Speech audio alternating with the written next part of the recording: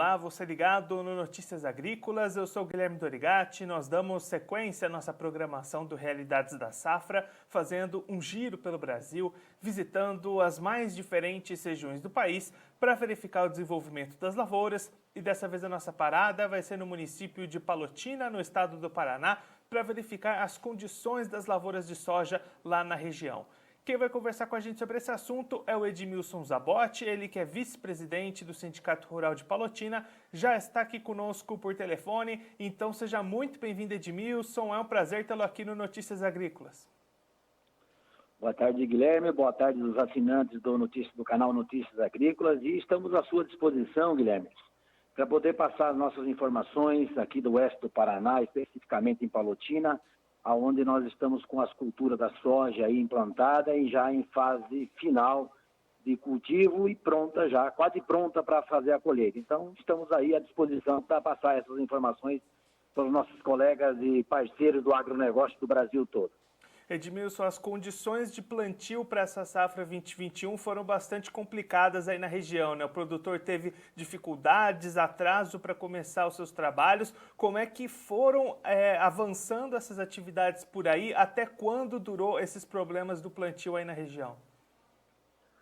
O Guilherme, realmente nós no início, aí logo após o limite do vazio sanitário, ou seja, a liberação por parte do Ministério da Agricultura, para que a gente pudesse fazer a implantação das lavouras de soja, nós tivemos uma seca muito forte, uma falta de umidade muito grande para germinação, onde tivemos enormes dificuldades e prejuízos, porque tivemos várias áreas que nós fomos obrigados a replantar. Não só uma vez, nós tivemos áreas que foram replantadas 2 vezes. O que nós temos de bom já, de resultado inicial, Guilherme, são as áreas que foram plantadas nos pivôs, nas áreas irrigadas. E na região norte de Palotina, no município, são em torno de 5% a 7% do total da área. Essa área, inclusive, já estão sendo colhidas, aquelas que o tempo permitiu que fossem colhidas, com uma produtividade muito boa, excelente, aí, média de 85 sacas por hectare. E agora nós temos aí o restante das áreas, aquelas que foram plantadas e não precisaram de replantio, que já estão numa fase de maturação, e temos ainda as outras áreas que foram terminadas de plantar já em meados de novembro, quando o solo permitiu esses plantios. Então, esses ainda nós vamos ter um início de colheita aí do dia 15 em diante de fevereiro. São áreas que estão prometendo muita colheita, muito bom. Nós temos hoje a cultura está muito bem conduzida, lógico. Estamos aí preocupados agora com o excesso de chuva. Nesse excesso de chuva está trazendo as doenças de final de ciclo. A questão da ferrugem ainda não demonstrou tanto ataque, mas já apresentou em alguns pontos de coleta. Nós temos hoje algumas áreas que são mais adiantadas, que foram as áreas primeiras plantadas em função das chuvas. Nós temos algumas áreas com problemas de rebrota já do grão. Enfim, a cultura está implantada, está sendo muito bem conduzida. Agora, lógico, temos ainda um período aí de 20 a 30 dias para encerrar todo esse ciclo e aí apresentar os resultados das colheitas. Mas até o presente momento ela está muito bem.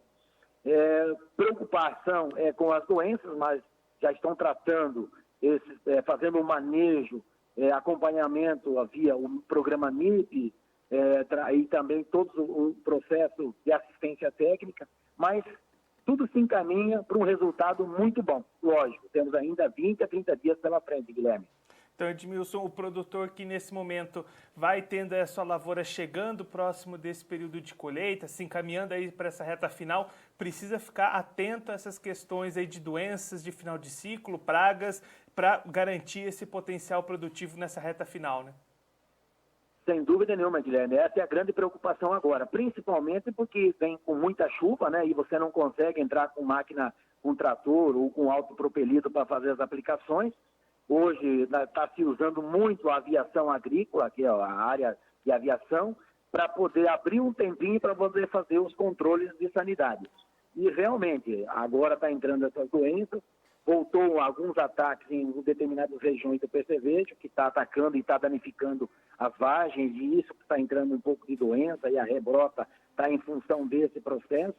Mas o produtor está extremamente atento, muito mais preocupado em épocas anteriores, por causa desse período.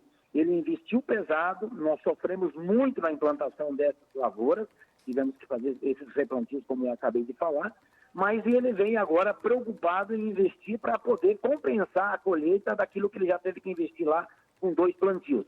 Mas, graças a Deus, a chuva que veio na hora certa, ela retomou essas plantas, ela deu um gás totalmente diferente, coisa que a gente nunca tinha visto, uma recuperação de uma lavoura depois do retorno das chuvas, e que agora cabe ao produtor rural fazer o devido acompanhamento e não perder tempo na hora que tiver que fazer as aplicações.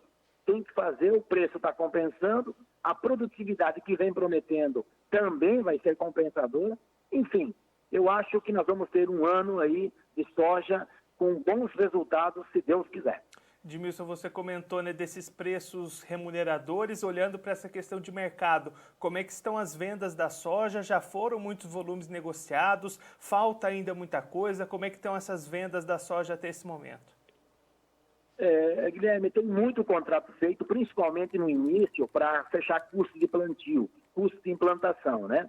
Depois disso, o soja veio aumentando e aí os produtores foram fazendo mais alguns contratos, né? Tem muito contrato feito, mas tem muito produtor ainda que não fez absolutamente nada. Tá apostando em uma condição melhor lá no final e mesmo, né? Esperando uma definição melhor da safra para que ele não tivesse nenhuma surpresa, ou seja, fazer um contrato e não ter o grão para entregar. Mas está dentro das expectativas dos produtores. Muito contrato, como eu falei, foi feito para custear o custo de implantação da lavoura e hoje a sobra vai sendo negociada conforme os preços vão se apresentando. E agora, olhando para a questão do milho, como é que vai ficar a janela de plantio para essa safrinha por aí? O produtor vai conseguir boas condições para implementar essa segunda safra? Guilherme, essa é uma das grandes preocupações de nós produtores, porque você conhece e sabe, a região oeste do Paraná, ela é a grande produtora de proteínas animais, o frango, o peixe, o leite e o suíno. E o milho é a base de toda essa produção, que é a parte da produção de ração. Então, nós, que somos produtores de grãos, também somos produtores de peixe, leite, frango e suíno, nós também temos a consciência que nós precisamos auxiliar, ou seja, correr todos os riscos e plantar esse milho para que a gente tenha esse grão lá na frente. São riscos que estão bem definidos. Muitos produtores estão trabalhando já com uma expectativa de uma dessecação do soja antecipada, tentar dessecar mais antecipadamente, aguardando esse posicionamento das chuvas, né? Para poder aumentar um pouquinho essa janela do plantio do milho segunda safra, ou seja, o milho safrinha. Mas que está todo mundo, a grande maioria já está programada, já está com os insumos adquiridos, a semente adquirida, para poder implantar. Nós vamos sim correr o risco por uma necessidade desse grão para as outras cadeias produtivas que nós temos aqui em Palotina e em toda a região oeste do Paraná. Infelizmente, o risco é aquilo que a gente sempre comenta. O agricultor tem uma indústria a céu aberto. Ele não tem como definir certas situações. O clima é o Senhor Deus do céu que nos permite e que nos entrega. E nós vamos ter que acreditar nele e acreditar que a gente possa, mesmo correndo os riscos, fazer uma boa safra de milho, uma safrinha, para poder ter essa produção e atender as demandas das cadeias produtivas de proteína animal. E aí, Edmilson, dentro dessa questão, né, que o senhor comentou, dos produtores de grãos juntamente com os produtores de proteínas aí da região, a questão dos preços do milho impactam diferentemente nas duas cadeias, né? Como é que está esse equilíbrio de mercado entre o produtor que encontra preços bastante favoráveis para vender o milho e aquele produtor de proteínas que vai encontrando essa matéria-prima cara no mercado? Guilherme, esse é uma situação assustadora, né? Nós que estamos num sistema de integração, na nossa região aqui, o grande volume é de integração com as grandes cooperativas, né? As grandes plantas frigoríficas das cooperativas, mas que não tenha dúvida, no final das contas, nós, produtores de proteínas, pagamos essa conta, não tenha dúvida nenhuma. Com a integração, o prejuízo, o problema para nós, produtores dessas proteínas, é um pouco menor. Nós temos a garantia da entrega, nós temos a garantia da compra dos nossos produtos, que é o frango, o peixe, o leite e o suíno, mas não tenha dúvida, a gente não está sendo remunerado como deveria estar, também em função dessa situação do preço do milho que se encontra hoje. É difícil, principalmente nas cadeias de leite e peixes, que nós somos muito fortes na região oeste do Paraná, nós temos muito peixe ainda fora da integração, que depende de comprar essa ração no mercado particular. E isso tem trazido muitos problemas a nível de custo de produção. Mas, como nós, a grande maioria, fez os investimentos, construiu as suas estruturas, financiou, não tem outra saída. Infelizmente, nós temos que continuar. E nós vamos, mais uma vez, acreditar que a gente consiga, lá na frente, produzir esse milho, conseguir reduzir, eu sei que eu vou falar uma palavra aqui, reduzir o preço do milho, muito produtor não vai gostar, mas tem que se pensar em toda a cadeia e em toda a população que é consumidora dessas proteínas animais. E nem todo mundo vai conseguir, a hora que esse preço for repassado lá na gôndola do supermercado, o consumidor final, que é o nosso carro-chefe, que é aquele que compra o nosso produto, ele vai sentir e vai ter que diminuir. Infelizmente é isso. Então, é bom para um lado, mas está muito ruim para o outro lado, sem dúvida nenhuma, Guilherme. Mas nós, produtores, não temos como parar, como aconteceu na pandemia até agora, né, Guilherme? O agronegócio não parou. Independente de tudo isso que aconteceu no Brasil, o agronegócio continuou. Mesmo com preços altos nos preços dos milhos, da ração e dos insumos, nós estamos trabalhando e vamos continuar trabalhando. Edmilson, muito obrigado pela sua participação, por ajudar a gente a compreender todo esse cenário aí na região. Se o senhor quiser deixar mais algum recado ou uma mensagem final para aquele produtor que está acompanhando a gente, pode ficar à vontade. Guilherme, o que eu gostaria de transmitir aos nossos ouvintes, aos nossos assinantes do Notícias Agrícolas, é que o agronegócio hoje, ele, mais do que nunca, ele é a base de sustentação do Brasil. O que me preocupa, além de todos esses problemas que nós falamos, Guilherme, é esse momento que nós vivemos aí em falar em abrir a venda de terras para estrangeiros.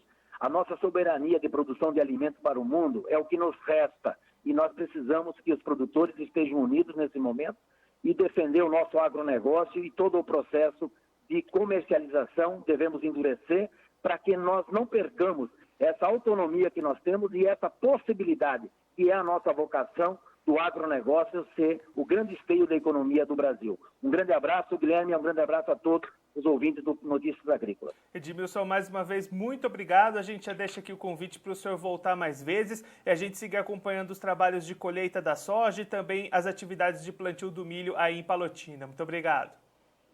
Um abraço. Esse, o Edmilson Zabotti, ele que é vice-presidente do Sindicato Rural de Palotina, no estado do Paraná, conversou com a gente para mostrar um pouquinho o desenvolvimento das lavouras de soja lá na região de Palotina para essa safra 2021.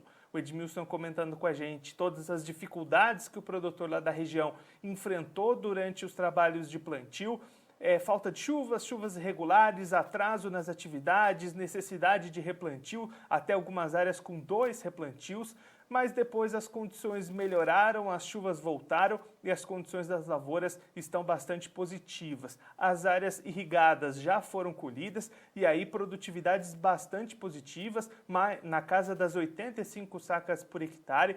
As próximas lavouras que vão ser colhidas, expectativas aí em torno das 70 sacas por hectare, o que deixa o produtor bastante animado para uma alta produtividade nessa safra que começou bastante conturbada.